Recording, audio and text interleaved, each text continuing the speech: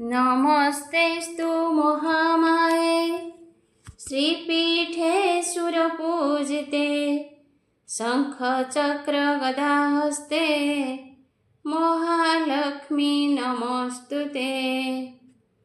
जय जय महालक्ष्मी विष्णुकघरणी, जय जय महालक्ष्मी संसार पालिनी, जय जय महालक्ष्मी पद्मनिवासिनी मालो पद्मनिवासिनी, जय जय महालक्ष्मी दुख विनाशिनी, जय जय महालक्ष्मी अति दयावती। तुम्भ पाद पंकजरे रहु मोर मती, किंचित सुदया मते कर महामाई, मते कर महामाई। अति दुखरे पड़िन डाकु अछि मुहि, विपद भंजनी तोर नाम अटे जेणु। विपदरे पड़ी मुहि डाकु अछि तेणु, न जानई तोर भक्ति अति मूढ़मती मालो अति मूढ़मती। कर जोड़ी करुअछि तोते मुहि स्तुति, तोर नाम अछि जेते के कहि पारिब। ब्रह्मा नारदंकु जाहा अटई दुर्लभ, संक्षेपित हर नाम करुछि गायन मालो करुछि गायन। जगत जननी मोते हुओ सुप्रसन्न, प्रथमे तो नाम लक्ष्मी कमलादितीये, तृतीये नाम तो पद्मा, चतुर्थे हरिप्रिये, पंचमे दारिद्र्य भंजनी तोर नाम ख्यात मालो तोर नाम ख्यात। षष्ठरे विमला अटु तुहि जगत माता, सप्तमे जगमोहिनी चंचला अष्टमे, नवमे जानकी रमा नाम तदशमे। ए दश नाम को प्रतिदिन जे स्मरई मालो प्रतिदिन जे स्मरई। दारिद्र्य व्यथा ताहार लेसे न रहई, तो नाम जपिले दरिद्रता हुए दूर। धन संपदरे पूर्ण हुई भंडार, तोर नाम धरी जेहु वाणिज्य करई। बहु अर्थ लाभ तार निश्चय हुई, जगत जननी तु कमला नाम बहु मालो कमला नाम बहु। जे तोते भक्ति रे डाके ताहा घरे थाओ, जाहाकु सुदया करू से हुए धनाढ्य। नारी शिरोमणि नाही तोठारु के बड़, किटु ब्रह्म जाए समस्तंकु देउ पड़ी मालो समस्तंकु देउ पड़ी। तो नाम चिंतिले दुख कष्ट जाए छाड़ी, तोर द्रोही मानंकु मागो अन्न न मिलई। जेते अरजिले पेट केबे न पुरई, तोहर चरित कर्ण देई जे सुनई मालो कर्ण देई जे सुनई। किय बा भक्ति भावे मनरे गुणई, ताहार दरिद्रपण जाए दूर होई। सर्वदा प्रसन्नताकु हेउ महामाई, एणु तो चरणे मागो करुछि विनती मालो करुछि विनती। दया करी मागो फेड़ ए घोर विपत्ति, किंचितरे नेत्र ढाली चाहि दियो मोते।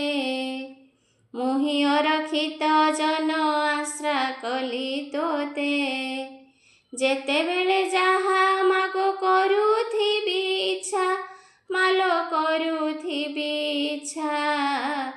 ଜଗତ ଜନନୀ ପୂର୍ଣ୍ଣ କର ମନ ବାଞ୍ଛା। ମୋ ପ୍ରତି କରୁଣା ଯେବେ ନ କରିବୁ ତୁହି, ଭବସାଗରେ ଭାସିବି ସିନା ଧନ୍ଦି ହୋଇ। ତୁହି ନ ଫେରିଲେ ଦୁଃଖ ଆନ କେ ଫେଡ଼ିବ, ମାଲୋ ଆନ କେ ଫେଡ଼ିବ। ଦାସ ନାଶ ଗଲେ ନିନ୍ଦା ତୋହର ହୋଇବ।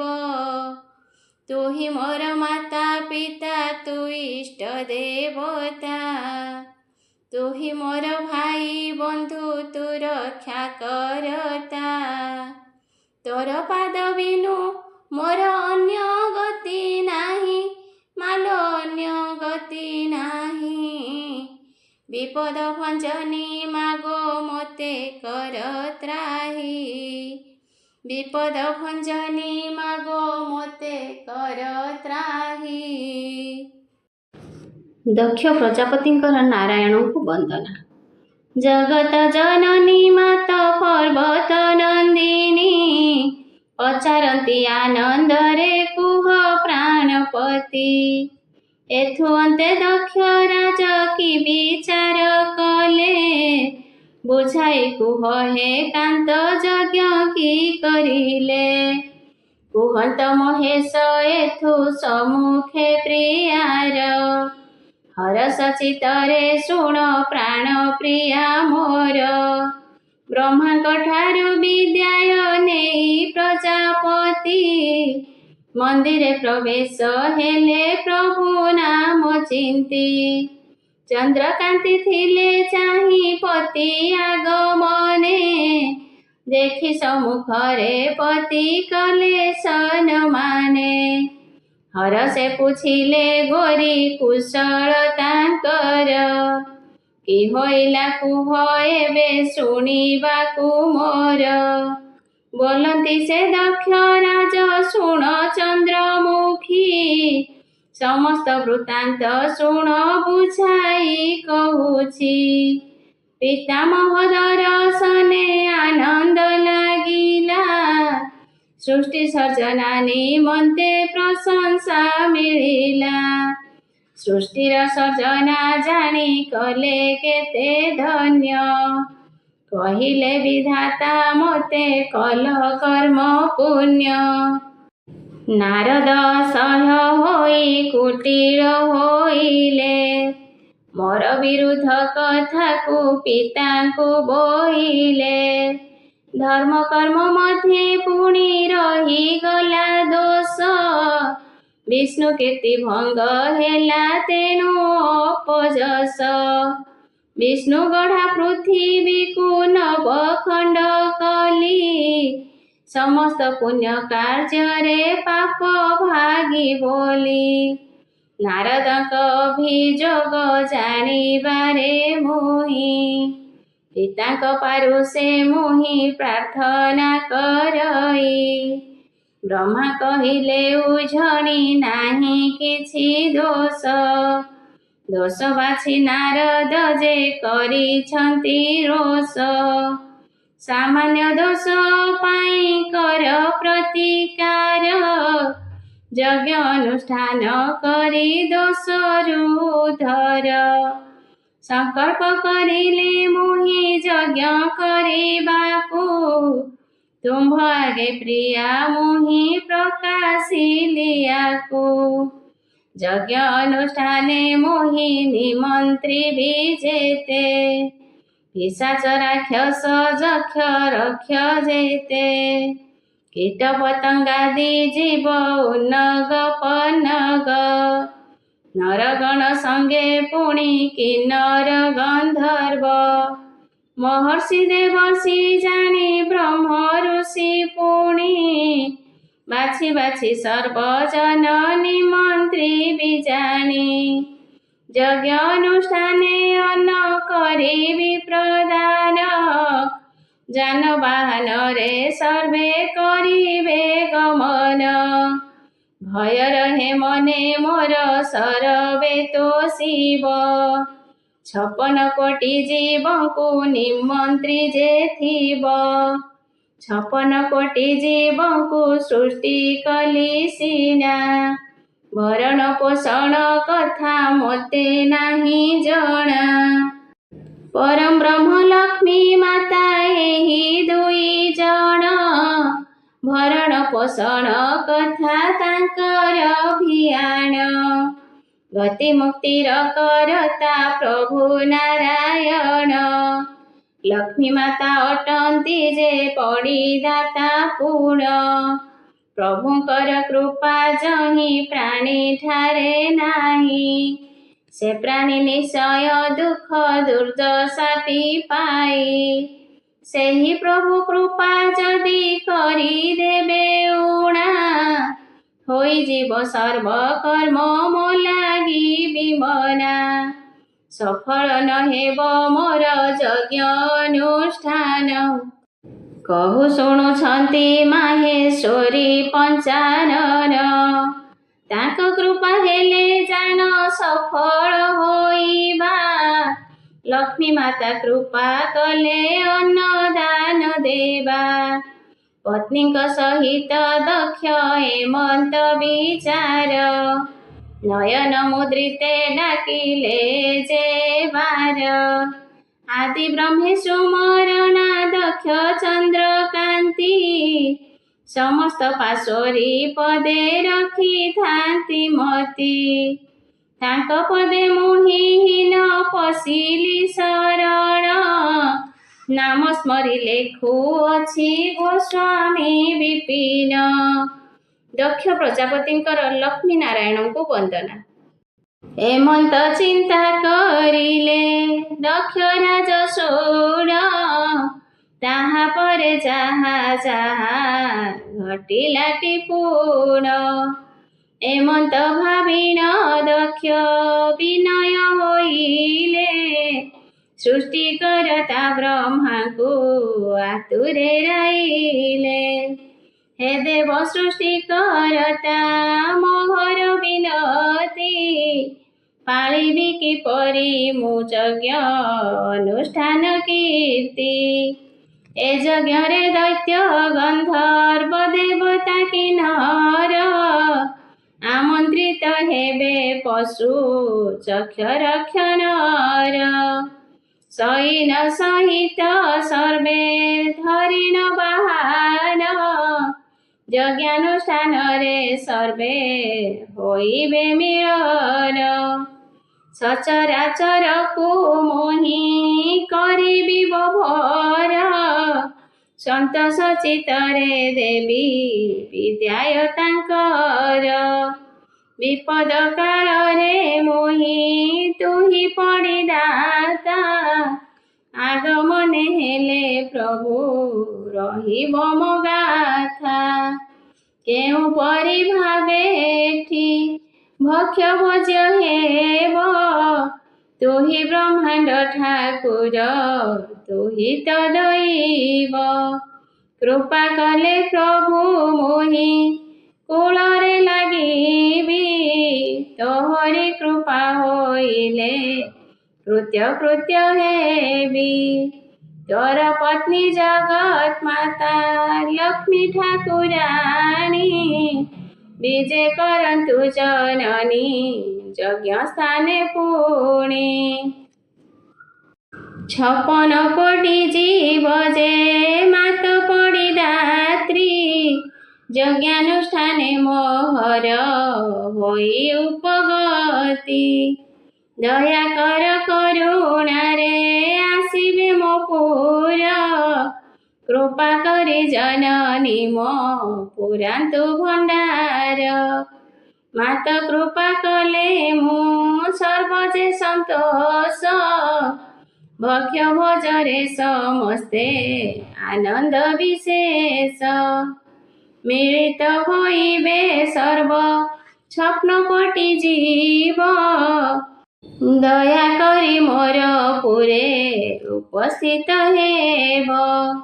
तव पाद पद्मे दक्ष करे निवेदन सफल करिबे प्रभु यज्ञ नारायण दक्ष विनती शुणी प्रभु नारायण दक्ष प्रति होइले अशेष प्रसन्न शुभ वाणी शुणी जानी दक्ष प्रजापति तुम्भर विनती भव हेली अवगति जेवण प्रकारे हेब यज्ञ कर्म मान भंडार जगिबे मात जगत जननी कृपा करी तुम्भ पासे गमन से क्षणी कृपा करुअछि मोहि विघ्न न होइब आमंत्रित केही जणे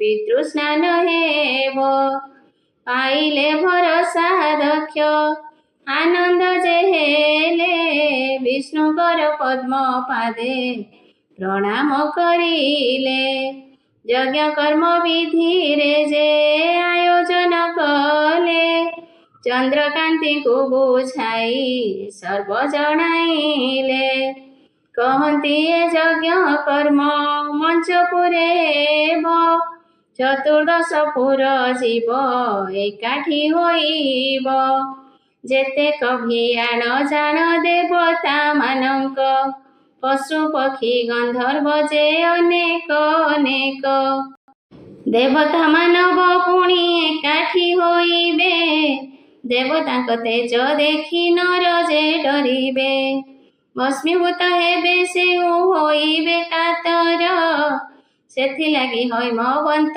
रचना एथर अग्नि जल केबे आउ एकत्र होइबे यज्ञानुष्ठान रे तहु वृंद पूजिबे विचार करिले दक्ष चंद्रावती नेई हिमालय गिरी शृंग पार्श्व को से जाई पर्वत रे हिमवंत तार पूर्व भागे गिरिवर शिखर से अछि सेहि ठाबे विष्णु तया शुद्ध नदी बहुछि उत्तरे वन जे रहिछि सेठी धर्म नामरे दीर्घप्रस्थ 500 क्रोशर से वन अनंग नामक वृक्ष पूर्वरे जानिन शिरा नाम मरकत सेहि ठारे थिला प्रजापति विजे हेले देखि सेहि शिरा सती स्वाधी पत्नी सेहि चंद्रकांति पूर्ण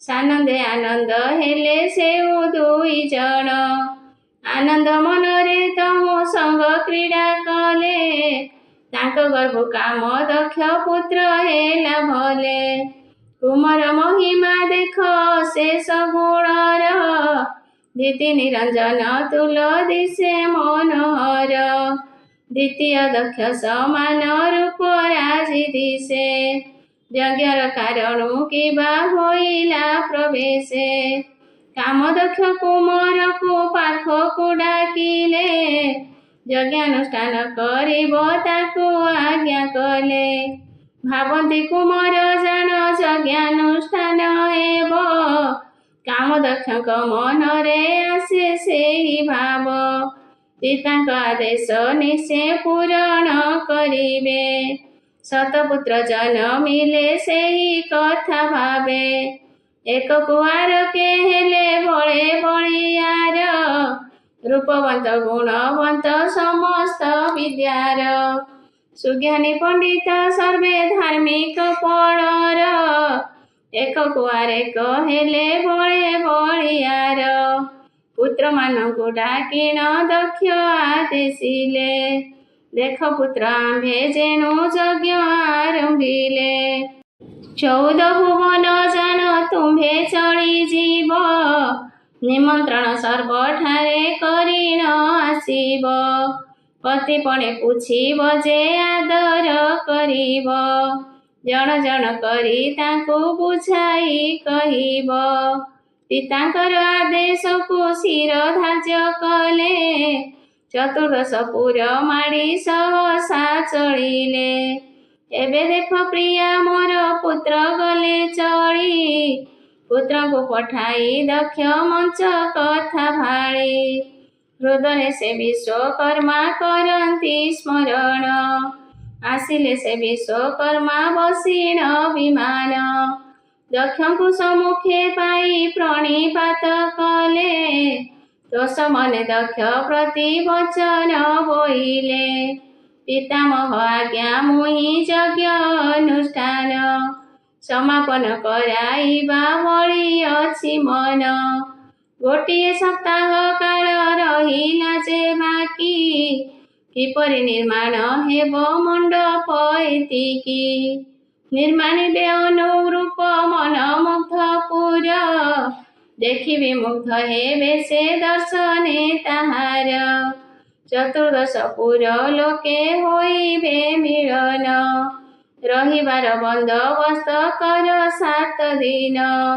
दक्ष आज्ञा पाइले देव विश्वकर्मा पुर निर्माण निमंते करिले योजना शुभ लग्न शुभ बार देखि शुभ देले सूत्रपात करी कर्माकृति मापिले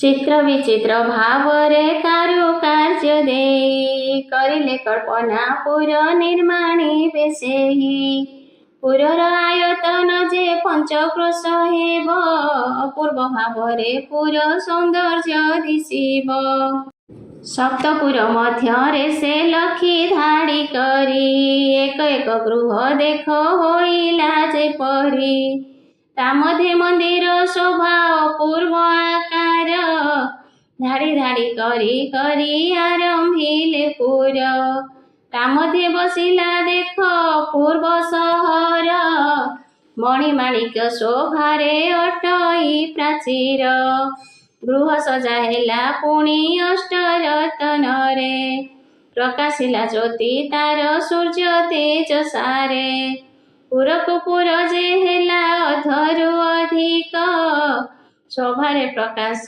हेला सुंदर मंडप केउपुरे सुवर्णर केउठी रूपार केउठारे ताम्र पुणी केते पितळर रजत मुकुता हीरा बारी हेउ नाही केउठी पुष्पमणि जे मुकुतारे छाई केउपुर गठन जे स्फटिक रत्न रे वैदुर्य झलक फुटे काहीं उपमारे पुर जे उत्तम दिशे पुष्परे मंडन नाना रंग पुष्प केते शोभारे जतन आबर चामर धार विचित्र बसन खंजिथिले बहुत ही चंद्रा तपजान द्वारे द्वारे बसाइले सुवर्ण कलश नाना रंगे नेत बंधा मंच चौपास विश्वकर्मा मन भजे पुरकु निर्माण रखित हिरे संभार जहा प्रयोजन अन्नकु व्यंजन पुणी साकर पायस पिठापणा मिठा सर्व मधुर गोरस मधुर सई खुरस तांबूळ कर्पूर गव्यघृत पक्व फल विविध प्रकार गंगाबारी पूर्ण करी कुंभ सुवर्णर हस्तधौत पाद धौत जल भिन्न कर पुरवटाके पलंक सबु सजाइले अतर चंदन सबुठारे चामरिले चामर निर्माण कले पक्षी मयूरर सबु सजाड़ी रखिले गोटी गोटी पुर अलातन हेब कार जतने देखिले पुर पुर देखि ताहा सबु निरेखिले दक्षक आदेश घेनी स्वयं विश्वकर्मा गठन करिले पुर की तार महिमा मनोरम सुंदरर मंदिर गठन देवक प्रसाद साथे राजकोठा मान पात्र मंत्री सेनापति आउ आउ मान सेमानकु देले सर्व कोठरी जतन ऋषिଙ୍କର ଆଶ୍ରମକୁ ପଶୁଙ୍କରଣ୍ୟ, ବିହଙ୍ଗେ ରହିବେ ଯେନେ ସେଠି ଉପବନ୍ୟ। ଜଳଜୀବ ରହିବାକୁ ଜଳସ୍ଥାନ ସ୍ଥିର, ନିର୍ମାଣ ରଖିଲେ ଦେଖ ବିଶ୍ୱକର୍ମା ବୀର। ଚାରି ବର୍ଣ୍ଣ ଅଟନ୍ତି ଯେ ନର ଲୋକ ଗଣ, ବିପ୍ର କ୍ଷତ୍ରିୟ ପୁଣି ଯେ ଶୂଦ୍ର ବୈଶ୍ୟ ଜାଣ। ଭିନ୍ନ ଭିନ୍ନ ବାସ ତାଙ୍କ ହୋଇଛି ନିର୍ମାଣ, ନେଉଥିବ କେଉଁଠାରେ ଦ୍ୱନ୍ଦ୍ୱ କଥା ଜାଣ। ଯେତେ ଜାତି ଯେତେ ଜୀବ ଦେବତା ଓ ନର, ସେମାନଙ୍କ ଲାଗି ସ୍ଥିର ଗୋଟି ଗୋଟି ପୁର। ସମସ୍ତ ଯୋଗୀଙ୍କୁ ପୁଣି ଯୋଗ୍ୟ ପୁର ଦେଇ, ବିଶ୍ୱକର୍ମା ଆନନ୍ଦ ଯେ ନିର୍ମାଣ କରାଇ। ହସ୍ତିଶାଳ ଘୋଡ଼ାଶାଳ ଓଟ ରହିବାର, ନିର୍ମାଣ କରିଲେ ସର୍ବସ୍ଥାନ ଯାହାଙ୍କର। ନାଟପାଜୁଆଶାଳକୁ ପାର୍ଶ୍ୱ ବାଛି କରି, ନିର୍ମାଣିଲେ ବିଶ୍ୱ ଦେବସ୍ଥାନକୁ ବିଚାରି। ହାଟ ବାଟ ପେଣ୍ଡ ଦାଣ୍ଡ ଅନୁପ ସହର, ଅମାପର କୂପ ବାମ୍ଫ ପୋଖରୀ ଆବର। ଶିଳ୍ପୀ ଯେ ଗଢ଼ିଲେ ଦେଖ ଆଜ୍ଞାକୁ ବିଚାରି, ଚତୁର୍ଦ୍ଦଶପୁର ମଧ୍ୟେ ନାହିଁ ଏହା ସରି। ବିଶ୍ୱଦେବ ନିର୍ମାଣିଲେ ନବରତ୍ନପୁର, ଚତୁର୍ଦ୍ଦଶପୁର ଲୋକ ହେବେ ଚମତ୍କାର। ଦାଣ୍ଡରେ ଛେରା ପକାଇ ଅତର ବାସନା, ଅପୂର୍ବ ପାଏଡ଼ା ଦେଖ ପଥେ ଦିଶେ ବାନା। କର୍ପୂରର ଗୁଣ୍ଡ ଆଣି ଚଉଦିଗେ ବୁଣି, ବିଞ୍ଚିଲେ ପାଖୁଡ଼ା କରି ପୁଷ୍ପମାନ ଆଣି। ଆକାଶ ସୁନ୍ଦର ଦିଶେ ଚନ୍ଦ୍ରାତପ ଝୁଲେ, ନାନା ରତ୍ନମଣି ଖଞ୍ଜ ବିଦିଶେ ନାନା ତୁଲେ। ମଣ୍ଡଣି ବସନ ମାନ ଦର୍ପଣେ ଚାମରେ, ପୂର୍ଣ୍ଣ କୁମ୍ଭ ସ୍ଥାପନ ଯେ ପ୍ରତି ପୁର ଦ୍ୱାରେ। କୁମ୍ଭମାନ ପୂର୍ଣ୍ଣ ହୋଇ ଶୁଦ୍ଧ ଗଙ୍ଗା ଜଳ, ଚ୍ୟୁତପତ୍ର ପରେ ଥୁଆ ସେଉ ନାରିକେଳ। ଦଧିକୁଣ୍ଡ ରାଜହଂସ ରୋଇ ମତ୍ସ୍ୟର କୁଣ୍ଡ, ରମ୍ଭା ବୃକ୍ଷ ଧାଡ଼ି ଧାଡ଼ି କି ସୁନ୍ଦର ଦାଣ୍ଡ। ବରକୋଳି ପତ୍ରେ ଛନ୍ଦା କୁଶ ଦୁର୍ବାଜାଣ, ମାଳ ମାଳ ଚଉପାଶେ ଦିଶୋଇ ଶୋଭନ। ଦୀପ ଦଧିରେ ଜଳି ଆଲୋକ ମଣ୍ଡଣି, ବହୁଛି ସଧୀର ଧୀର ବାୟୁ କାଳ ଜାଣି। ମନ୍ଦ ମନ୍ଦ ନାନା ଗନ୍ଧ ପୁଲକିତ ମନ, ପରମ କହୁଛି କହେ ସୁବାସ ପବନ। ଚନ୍ଦନର ବାସ ଦେଖ ମହକର ପୁର, ସୁବାସିତ ପୁଷ୍ପ ଗନ୍ଧ ଗନ୍ଧ ଯେ ଅତର। ନାନା ବର୍ଣ୍ଣ ପୁଷ୍ପ ବାସ ଖରେ ମହକଇ, ସୁଧା ଚିଣା ପକ ଫଳ ଅଛି ସଜା ହୋଇ। ସୁବର୍ଣ୍ଣର ଧୂଳି ଦେଖେ ବାୟୁ ପ୍ରାୟ ଉଡ଼େ, ସତେକି ପୁଷ୍ପର ରେଣୁ ପୃଥ୍ୱୀ ପରେ ପଡ଼େ। ଏମନ୍ତପୁରକୁ ଦେଖି ଅପୂର୍ବତା ଶୋଭା, ଦିବାକର ଜ୍ୟୋତି ସମ ଦେଖାଯାଏ ଆଭା। ବଳିଯାଏ ରବି ଜ୍ୟୋତି ଠାରୁ ସେ ପୁର ଉତ୍ତମ, ସୁଖ୍ୟାତି ବଢ଼ିଯାଏ ଯେ କେତେ ଅନୁପମ। ଅପୂର୍ବ ପୁର ଗଢ଼ିଲେ ବିଶ୍ୱକର୍ମା ସାଇଁ, ଚତୁର୍ଦ୍ଦଶପୁରେ ଦେଖ ସେ ପୁରଟି ନାହିଁ। ଅଟନ୍ତି କାରଣ ତାର ଦକ୍ଷ ପ୍ରଜାପତି, ବିଷ୍ଣୁ ତୋୟା ନଦୀ ତୀରେ ଶୋଭା କରେ ଅତି। ଅଳକାପୁରକୁ ବଳି ଶୋଭା ସେ ପୁରର, ପୁଣ୍ୟସ୍ଥାନ ମାନ ଅଛି ସେ ପୁର ମଧ୍ୟର। ଦ୍ୱାଦଶ ଯୋଜନ ଯାଏ ସେ ପୁର ବ୍ୟାପିଶ୍ର, ସୁବର୍ଣ୍ଣ ପାଚେରୀ ତାର ଚଉପାର୍ଶ୍ୱେ ଅଛି। ଦ୍ୱାର ତା ଗଢ଼ଣ ପୁଣି ଅତି ଯତନରେ, ଦେଖିନ ପ୍ରଶଂସା ପୁର ବ୍ରହ୍ମା ଯେ କରିଲେ। ପୁର ନାରୀ ବସବାସ କରିବାର ପାଇଁ, 40 ହାତ ଓଜା ଘର ତୋଳୁ ତୁଇ। 60 ହାତର ପିଢ଼ା ସଞ୍ଚାକୁ ଗଢ଼ିବ, ଆଡ଼ ଦୀର୍ଘ 5 ଶତ ହସ୍ତ ଯେ କରିବ। ରୂପାରେ ଗଢ଼ିବ କାନ୍ଥ ହେବ ମନୋରମ, ନୀଳାଖମ୍ବ ମାନ ଦେବ ପ୍ରବାଳେ ଉତ୍ତମ। ଦ୍ୱାର ହେବ ଶୋଭାବନ ମାଣିକ୍ୟ ମୁକୁତା, ଗଢ଼ିବ ଏ ଶୋଭାରେ ଯେ ଆହେ ବିଶ୍ୱଧାତା। କୁରୁବଳି ଅଳି ଶୋଭରୁ ଅଜେ ଅଗୁର, ବିଦ୍ରୂପ ଖଞ୍ଜା କରିବ ପୁଷ୍ପରାଗ ଧୂଳିର। ଓଳା ହେବ ପୋହଳାର ମାଣିକ୍ୟ ଗଞ୍ଜିବ, ବହୁମୂଲ୍ୟ ରତ୍ନ ମାଳେ ତାହାକୁ ଦେଖିବ। ରେଖା ଯେ ଉପରେ ହେବ ରେଖା ଯେ ତାର, ଆନନ୍ଦଦାୟକ କୋଠି କରିବ ବାହାର। ଶତଦଳ ପାଖୁଡ଼ାରେ ହୀରା ଶୋଭାବନ, ଅଷ୍ଟରତ୍ନ ଗଢ଼ା ହେବ ବିମଳ ଯେ ସନ। ଗଜମତି ପ୍ରଳମ୍ବକ ଖଞ୍ଜି ଗୋଟି ଗୋଟି, ଝୁଲକ ଦର୍ପ ମସମ ଶୋଭା ଝଟକନ୍ତି।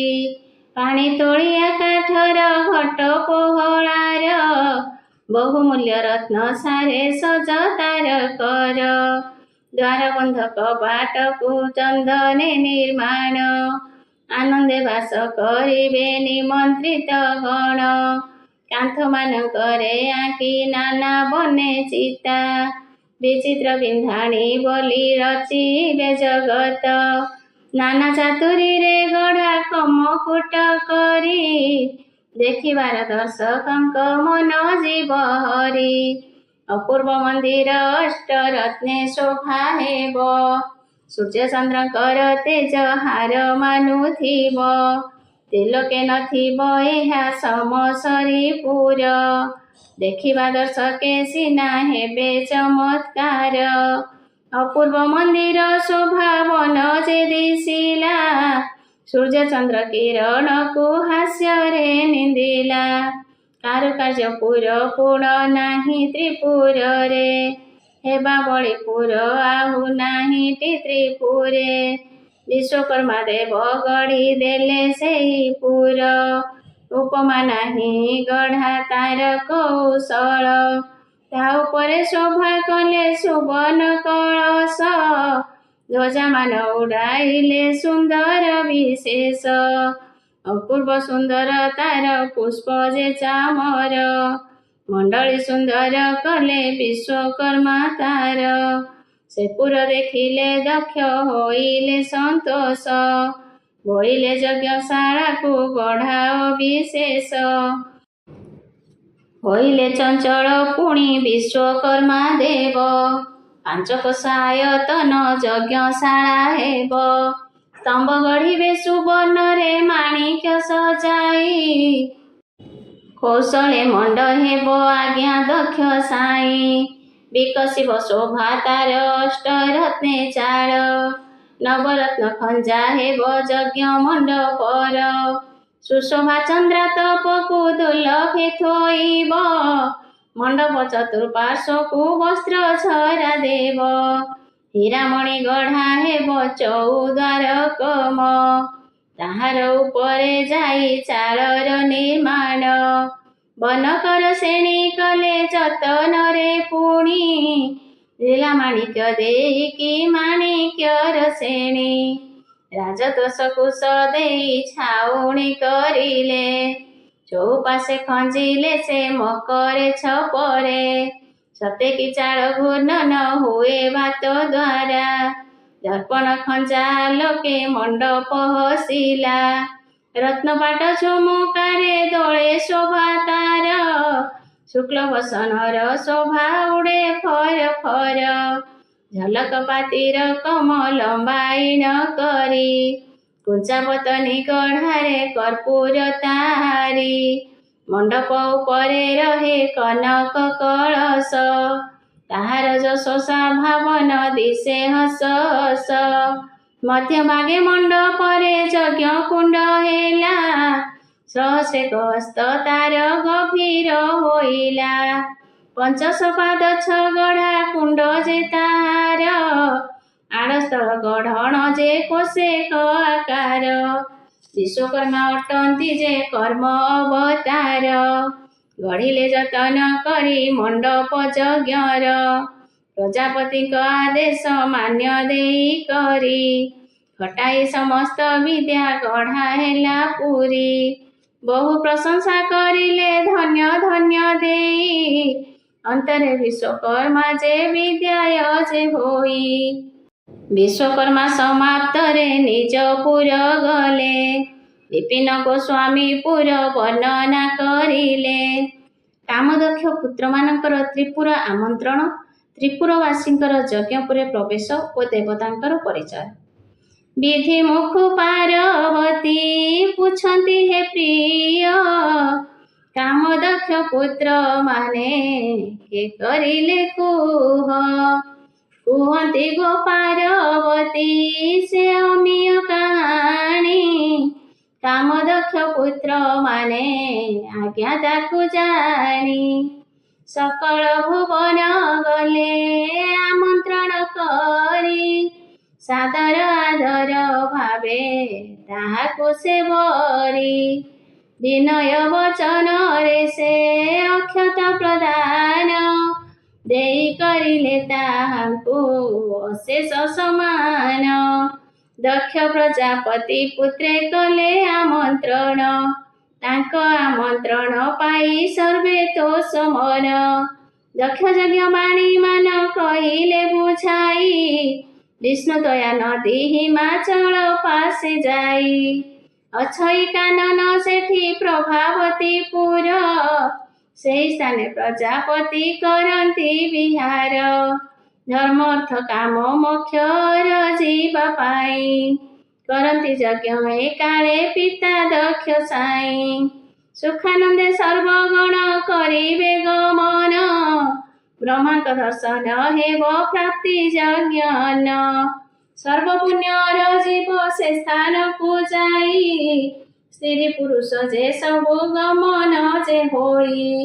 ବେଗେ ଗମନ କରିବେ ନ କରି ବିଳମ୍ବ, ମନେ ରଖିଥିବେ ସର୍ବେ ଆମ୍ଭ କଥା ଭାବ। ସେ କଥା ଶୁଣିଲେ ଯହୁଁ ଦକ୍ଷଙ୍କ ଆଡ଼ରୁ, ସମୀପ ନିକଟ ଠାରୁ ପୁଣି ବହୁତ ଦୂରରୁ। ପୁରେ ପୁରେ ଏହିପରି ନିମନ୍ତ୍ରଣ ଦେଲେ, 14 ବ୍ରହ୍ମାଣ୍ଡ ବୁଲି ନିମନ୍ତ୍ରଣ କଲେ। ଭୂଲୋକ ସ୍ୱର୍ଗଲୋକ ଯେ ଲୋକ ଲୋକ କରି, ଚଳିଲେ ପୁତ୍ରମାନେ ଯେ ବିଳମ୍ବ ନ କରି। ଆକାଶ ପାତାଳ ପୁରୀ ସ୍ଥଳ ଭାଗ ଦେଖ, ସ୍ଥାବର ଜଙ୍ଗମ କୀଟ ପତଙ୍ଗ ଅନେକ। ଗନ୍ଧର୍ବ କିନ୍ନର ପୁଣି ଦେବ ମାନବ, ନାଗଲୋକ ଜୀବ ସର୍ବ ଯେତେ ଯେତେ ଭାବ। କାମଦକ୍ଷ ପୁତ୍ରଙ୍କର ନିମନ୍ତ୍ରଣ ପାଇ, କର୍ମ ଛାଡ଼ି ସର୍ବଲୋକ ଯଜ୍ଞ ସ୍ଥଳେ ଯାଇ। ଜଗତ ବିଧାତା ଦକ୍ଷ ତାଙ୍କ କଥା ମାନ, କରିବାକୁ କାର ସାଧ୍ୟ 14 ଭୁବନ। ଯେଝା ପରିବାର ଲୋକ ଯେଝା ଧରି ଗଲେ, ଭେଟି ଦ୍ରବ୍ୟମାନ ସବୁ ସଙ୍ଗତରେ ନେଲେ। ପାଇଛନ୍ତି ନିମନ୍ତ୍ରଣ ନ କରି ବିଳମ୍ବ, ଚଳିଲେ ସକଳ ପ୍ରଭୁ ହୋଇଣ ଆନନ୍ଦ।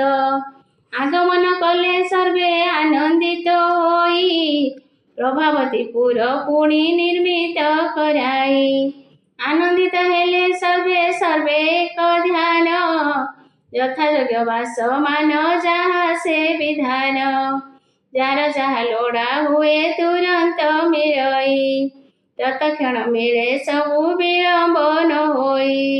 ଦୁର୍ଲଭ ମହିମା ଦେଖ ପ୍ରଭାବତୀ ପୁର, ଯହିଁ ଲୋକ ଏକାଠି ଯେ ମେଳି ତ୍ରିପୁରର।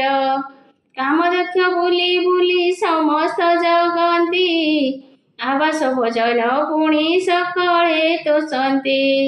14 ଭୁବନ ଲୋକ ହୋଇଛି ମିଳନ, ପିତାଙ୍କ ନିକଟେ ଯାଇ ସକଳ ଜଣାଣ।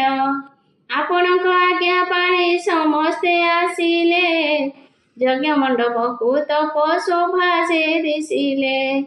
ହସ୍ତରେ ଭେଟି ଧରିଣ ଉଭା ଯଜ୍ଞ ସ୍ଥଳ, ଦେଖନ୍ତୁ ସାନନ୍ଦ ମନେ ବୁଭା ଯେ ସକଳ। ପ୍ରଜାପତି ଧାତା ଶୁଣି ଆନନ୍ଦ ହୋଇଲେ, ପୁଛନ୍ତି କେଉଁ ସ୍ଥାନରୁ କିଏ ସେ ଆସିଲେ। ବୁଝିବାକୁ କୁହ ମୋତେ ଜଣ ଜଣ କରି, ଆସିଛନ୍ତି କେଉଁମାନେ ଚତୁର୍ଦ୍ଦଶ ପୁରୀ। କେଉଁ ବା ଅନୁପସ୍ଥିତ ଯେ ତାହା ଖୋଲି କୁହ, ଗୋଟି ଗୋଟି କରି ମୋତେ ପରିଚୟ ଦିଅ। ପିତାଙ୍କୁ ଉଚିତ କଥା ଶୁଣି କାମ ଦକ୍ଷ, କୁହନ୍ତି ଦକ୍ଷ ପିତାଙ୍କୁ ନାମକୁ ପ୍ରତ୍ୟକ୍ଷ। ମେଘବାନ ଆସିଛନ୍ତି ଅମରାବତୀରୁ, କଳନା କରିବ କିଏ ଧନ ଯେ ତାଙ୍କରି। ନିଜେ ସୁନା ଶିର ସିଏ ବହୁ ଧନ ଧରି, ବୈଶ୍ୱନାର ଚନ୍ଦ୍ର ସୂର୍ଯ୍ୟ ସାଥିରେ ତାଙ୍କରି। ଯମବାୟୁ ନୈଋତ କୁବେର ବରୁଣ, ବିହନ୍ତା ଦେବତା ଆଦି 10 ଦିଗପାଳ। ସତ୍ୟ ତ୍ରେତା ଦ୍ୱାପରଟି କଳି ଯୁଗ ଜାଣ, 60 ସମ୍ବତ୍ସର ଯେ ତାଙ୍କ ତୁଲେ ପୁଣ। ଦ୍ରୋଣ ଯେ ପୁଷ୍କର ସମ୍ବର୍ତ୍ତକ ଆବର୍ତ୍ତକ, 4 ମେଘର ସୈନ ଅଛନ୍ତି ଅନେକ। ଦଳିତ ଗର୍ଜନ ପୁଣି ନିର୍ଘାତ ଯେ ନାମ, ନବଗ୍ରହ ସାଥେ ତିଥି 15 ଗୁଣ। 11 କରଣକୁ ତ୍ରିକାଳ ବିଗ୍ରହ, ବିଘ୍ନକର୍ତ୍ତା ବଳଗଣ ହେମନ୍ତ ସମୂହ। ଆସିଛନ୍ତି ଚିତ୍ରଗୁପ୍ତ ଯମଙ୍କ କରଣ, ଅଷ୍ଟବସୁ ଅଶ୍ୱିନୀ ଯେ ବିଶ୍ୱଦେବା ଜାଣ। ପରିବାର ଧରି ବିଶ୍ୱଦେବା ଆସିଛନ୍ତି, ଯକ୍ଷ ରକ୍ଷ ଗନ୍ଧର୍ବାଦି ସଙ୍ଗତେ ଅଛନ୍ତି। ଅନ୍ଧାର ଯେ ଆସିଛନ୍ତି ଚିତ୍ରସେନ ବୀର, ଗୁଣନିଧି ପନଙ୍ଗ ଯେ ସଙ୍ଗତେ ଆବର। ଗନ୍ଧର୍ବ ସଙ୍ଗତେ ଥାଇ ଯାହା ହୁ ବୀର, ଗନ୍ଧର୍ବ କିନ୍ନର ମାଳା ଧର ବିଦ୍ୟାଧର। ବସନ୍ତ ମଳୟ ଅଛନ୍ତି ମଧୁର ରସାଳ, ବୀରକାୟ ନୀଳାଦ୍ରି ସେ ହିରଣ୍ୟ ଯେ କାଳ।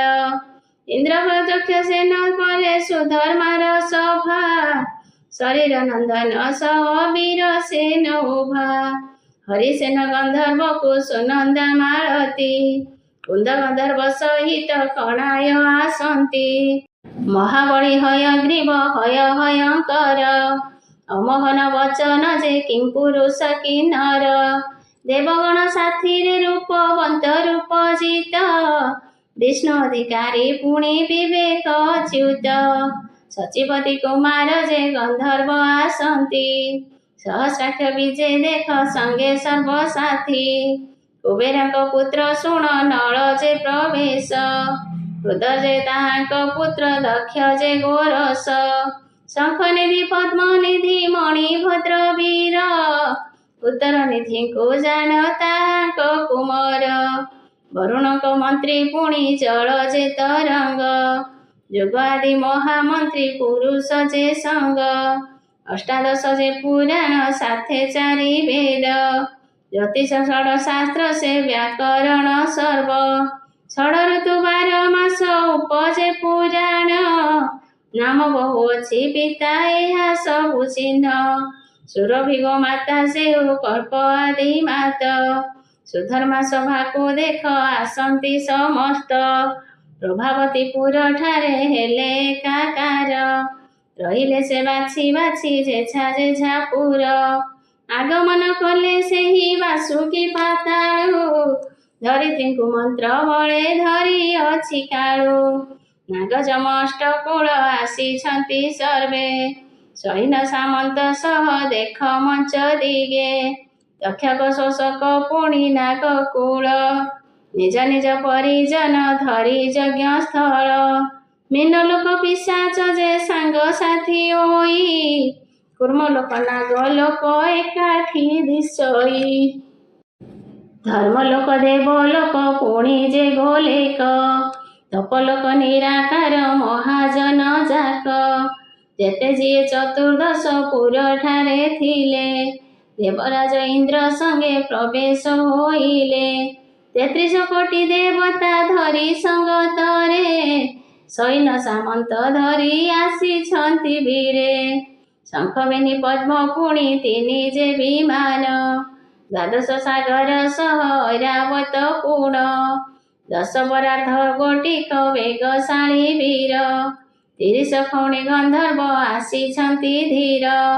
ଖଣି ଯେ 20 ଅଟେ ଯକ୍ଷ ମାନଙ୍କର, ସାଗର କେ ଅଛନ୍ତି ସାଥେ ଅଛନ୍ତି ଏଥର। କିନ୍ନର ଭୁଜଙ୍ଗ ଅଙ୍କ ଯୌନ 5, 13 କ୍ଷୌଣୀ ପିଶାଚ ଆସନ୍ତି ସଙ୍ଗତ।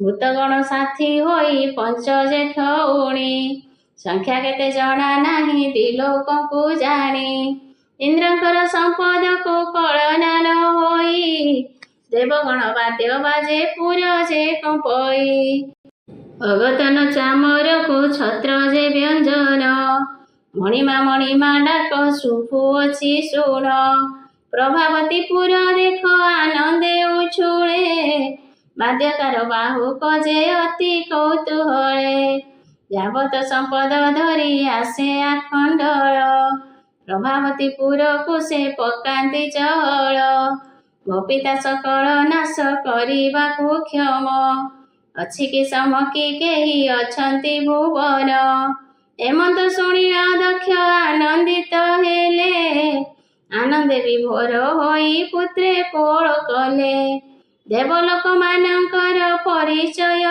କଲୁ ମର୍ତ୍ତ୍ୟଲୋକ ପରିଚୟ କାହିଁକି ନ ଦେଲୁ ମର୍ତ୍ତ୍ୟଲୋକ ବିପିନ ଯେ ପଦ ସେବା କରି ଲକ୍ଷ୍ମୀ ପୁରାଣ ଲେଖଇ ମାତାଙ୍କୁ ସୁମରି।